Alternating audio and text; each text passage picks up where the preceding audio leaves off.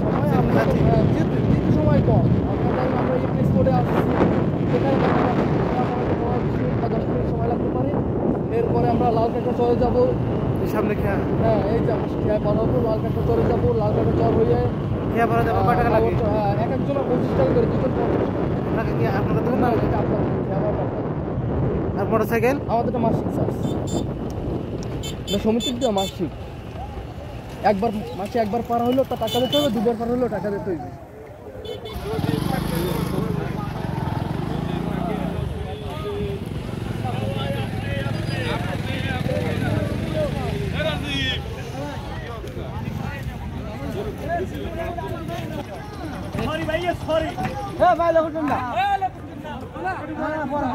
গাড়ি জাম হয়ে করবে।